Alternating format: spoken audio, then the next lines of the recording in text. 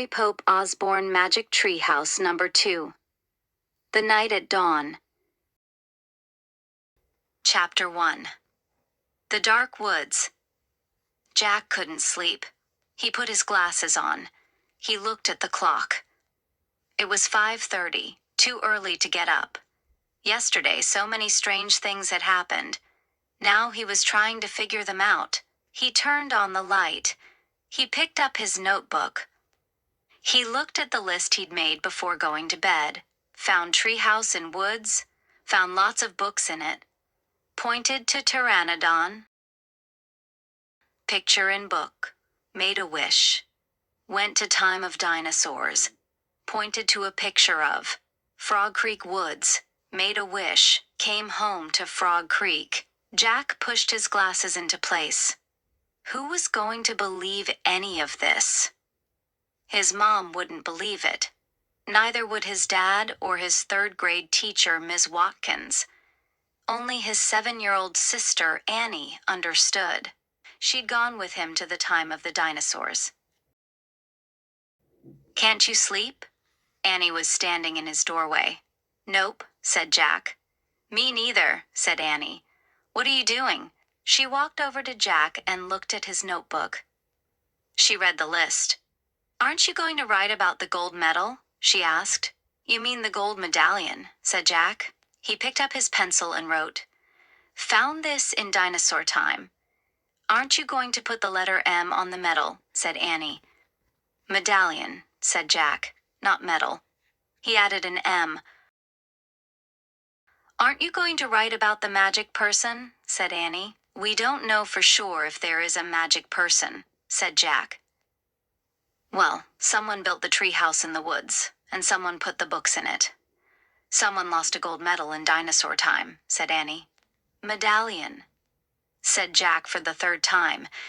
"And I'm just writing the facts, the stuff we know for sure." "Let's go back to the treehouse right now," said Annie, "and find out if the magic person is a fact." "Are you nuts?" said Jack. "The sun's not even up yet." "Come on," said Annie. "Maybe we can catch them sleeping." "I don't think we should go there," said Jack. He was worried. What if the magic person was mean? What if he or she didn't want kids to know about the treehouse? "Well, I'm going," said Annie. Jack looked out his window at the dark gray sky. It was almost dawn. He sighed. "Okay, go get dressed. I'll meet you at the back door. Be quiet." "Yay!" whispered Annie. She tiptoed away as quietly as a mouse. Jack put on jeans, a warm sweatshirt, and sneakers. He tossed his notebook and pencil in his backpack. He crept downstairs. Annie was waiting by the back door. She shined a flashlight in Jack's face. "Ta-da! A magic wand," she said. "Shh! Don't wake up Mom and Dad," whispered Jack, "and turn that flashlight off. We don't want anyone to see us." Annie nodded and turned the flashlight off. Then she clipped it onto her belt. Jack and Annie slipped out the door into the cool, early morning air. Crickets were chirping. The dog next door barked. "Quiet, Henry," whispered Annie. Henry stopped barking. Animals always seemed to do what Annie said. "Let's run," said Jack. Jack and Annie dashed across the dark, wet lawn and didn't stop until they reached the Frog Creek Woods. "We need the flashlight now," said Jack. Annie took it off her belt and switched it on. Step by step, she and Jack walked between the trees. Jack held his breath. The dark woods were a little scary. "Gotcha," said Annie, shining the flashlight in Jack's face. Jack jumped back. Then he frowned. "Cut it out," he said. "I scared you," said Annie. Jack glared at her. "Stop pretending," he whispered. "This is serious." Okay. Annie shined her flashlight into the tops of the trees. "Now what are you doing?" said Jack. "Looking for the treehouse." The light stopped moving. The mysterious tree house sat high in the branches of the tallest tree in the woods. Annie shined her light down the long rope ladder. "I'm going up," she said. Still holding the flashlight, she began to climb. "Wait!" Jack called. "What if someone was in the treehouse?" "Annie, come back." But Annie was gone. The light had disappeared. Jack was alone in the dark. Chapter 2, Leaving Again. "Annie," Jack shouted. "No one's here," she shouted back. Jack thought about going home. Then he thought about all the books in the treehouse. He started up the ladder. When he was almost at the top, he saw light in the distant sky. Dawn was starting to break. Jack crawled through a hole in the treehouse floor and took off his backpack. Annie shined her flashlight on the books scattered about the floor. "They're still here," she said. Annie shined the light on a dinosaur book. It was the book that had taken them to the time of dinosaurs. "Remember the Tyrannosaurus Rex?" asked Annie. Jack shuddered. Of course he remembered. How could anyone forget seeing a real live Tyrannosaurus Rex? The light fell on a book about Pennsylvania. A red silk bookmark stuck out of it. "Remember the picture of Frog Creek?" said Annie. "Of course," said Jack. That was the picture that had brought them home. "There's my favorite," said Annie. The light was shining on a book about knights and castles. There was a blue leather bookmark in it. Annie turned to the page with the bookmark. There was a picture of a knight on a black horse. He was riding toward a castle. "Annie, close that book," said Jack. "I know what you're thinking." Annie pointed at the cover. "Don't, Annie," said Jack. "We wish we could go there," Annie said. "No, we don't," shouted Jack. The wind began to moan. The leaves began to tremble. It was happening again. "We're leaving," cried Annie. "Get down." The wind moaned louder. The leaves shook harder. Jack squeezed his eyes shut. The tree house started to spin. It spun faster and faster. Then everything was still, absolutely still. Jack opened his eyes. He shivered. The air was damp and cool. The sound of a horse's whinny came from below. "I think we're here," whispered Annie. She was still holding the castle book. Jack peeked out the window. Huge castle loomed out of the fog. Jack looked around. The tree house was in a different oak tree. "Look," said Annie. Down below, a knight on a black horse was riding by. "Oh man," said Jack. "That's incredible. But we can't stay here. We have to go home and make a plan first." He picked up the book about Pennsylvania. He opened it to the page with a red silk bookmark. He pointed to the photograph of the Frog Creek woods. "I wish—" "No," said Annie. She yanked the book away from him. "Let's stay. I want to visit the castle." "You're nuts. We need to examine the situation," said Jack. "From home." "Let's examine it here," said Annie. "Come on, Annie." Jack held out his hand. "Give it." Annie gave Jack the book. "Okay. You can go home. I'm staying," she said. She clipped the flashlight to her belt. "Wait," said Jack. "I'm going to take a peek, a teeny peek," she said, and she scooted down the ladder. Jack groaned. Okay, Annie won. He couldn't leave without her. Besides, he sort of wanted to take a peek himself. Jack put down the book about Pennsylvania. He dropped the castle book into his pack. He stepped onto the ladder and headed into the cool, misty air. Chapter 3. Across the bridge. Annie was under the tree, looking across the foggy ground. "The knight's riding toward that bridge, I think," said Annie. "The bridge goes to the castle." "Wait, I'll look it up," said Jack. "Give me the flashlight." He took the flashlight from Annie and pulled the castle book out of his pack. He opened it to the page with the leather bookmark. He read the words under the picture of the knight. This is a knight arriving for a castle feast. Knights wore armor when they traveled long and dangerous distances. Armor was very heavy. A tournament helmet could weigh up to 40 pounds. Wow. Jack had weighed 40 pounds when he was 5. It would be like riding a horse with a 5-year-old on your head, he thought. Jack pulled out his notebook. He wanted to take notes, as he'd done on their dinosaur trip. He wrote, "Heavy head." What else? He turned the pages of the castle book. He found a picture that showed the whole castle and the buildings around it. "The knight's crossing the bridge," said Annie. "He's going through the gate. He's gone."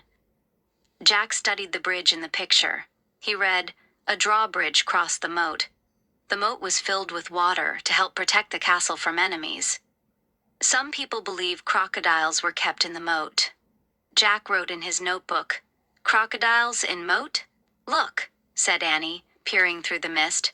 "A windmill, right over there."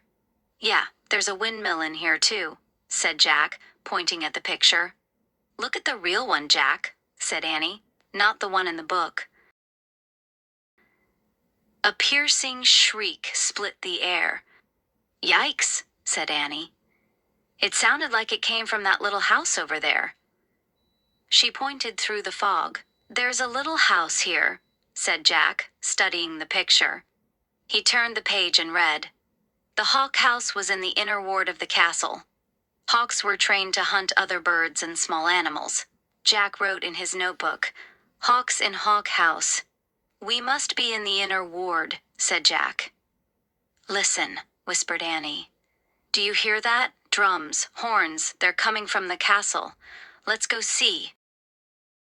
"Wait," said Jack. He turned more pages of the book. "I want to see what's really going on, Jack, not what's in the book," said Annie.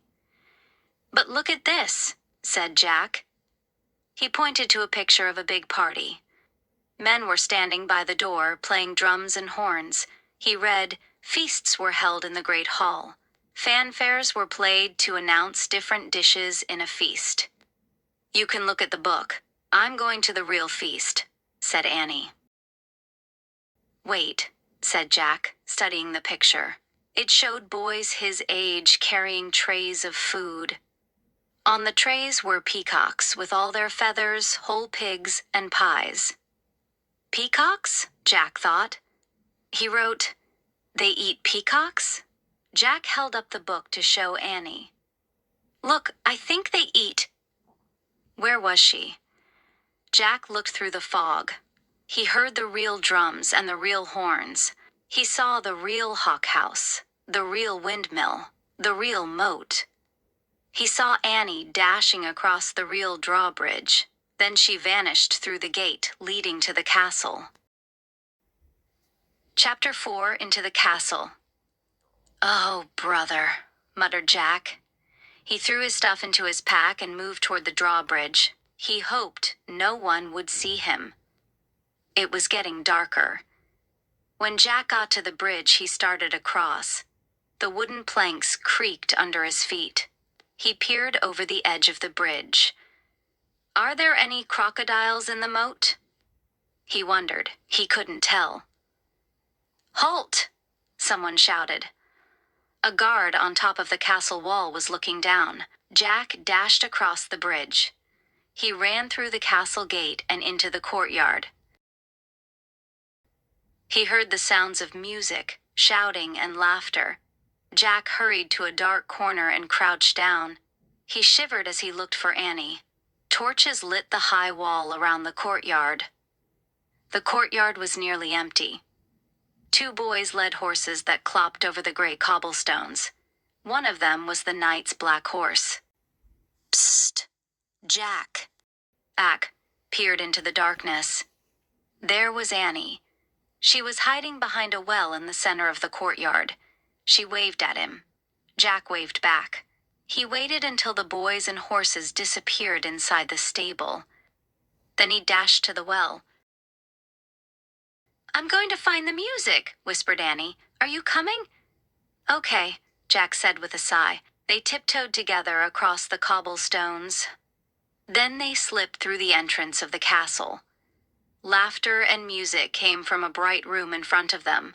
They stood at the doorway and peeked in. "The feast in the great hall," whispered Jack. He held his breath as he stared in awe. A giant fireplace blazed at one end of the noisy room. Antlers and rugs hung on the stone walls. Flowers covered the floor. People in bright clothes and funny hats strolled among the crowd. Some played oddly shaped guitars. Some juggled balls in the air. Some balanced swords on their hands. Boys in short dresses carried huge trays of food. Dogs were fighting over bones under the tables. Men and women dressed in capes and furs sat at long, crowded wooden tables. "I wonder which one is the knight," said Jack. "I don't know," whispered Annie. "But look, they're all eating with their fingers." "Halt!" someone shouted behind them. Jack whirled around. A man carrying a tray of pies was standing a few feet away. "Who are you?" he asked angrily. "Jack," squeaked Jack. "Annie," squeaked Annie.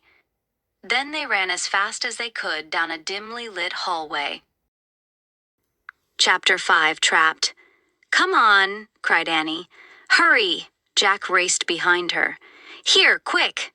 Annie dashed toward a door off the hallway. She pushed the door open. Jack and Annie stumbled into a dark, cold room. The door creaked shut behind them. "Give me the flashlight," said Annie. Jack handed it to her, and she switched it on.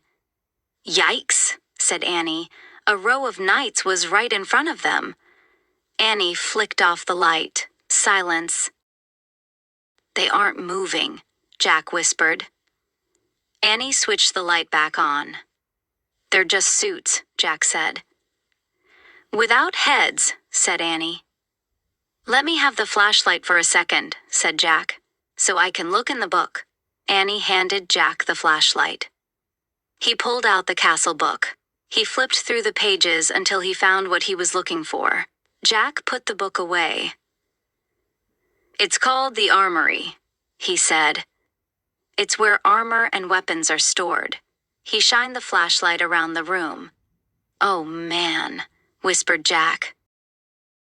The light fell on shiny breastplates, leg plates, and arm plates. Shelves were filled with helmets and weapons. Shields, spears, swords, crossbows, clubs, and battle axes hung on the walls. Voices came from the hallway. "Let's hide," said Annie. "Wait," said Jack. "I've got to check on something first."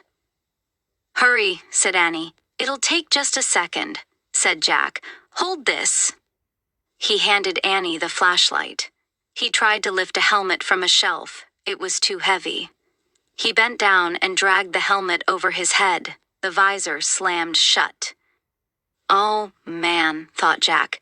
"This is worse than having a 5-year-old on my head. It's like having a 10-year-old on my head." Not only could Jack not lift his head, he couldn't see anything either. "Jack," Annie sounded far away. "They're getting closer." "Turn off the flashlight." Jack's voice echoed inside the metal helmet. He struggled to get the helmet off. Suddenly he lost his balance and went crashing into other pieces of armor. Metal plates and weapons clattered to the floor. Jack lay on the floor in the dark. He tried to get up, but his head was too heavy. He heard deep voices. Someone grabbed him by the arm. The next thing he knew, his helmet was yanked off. He was staring into the fiery light of a torch.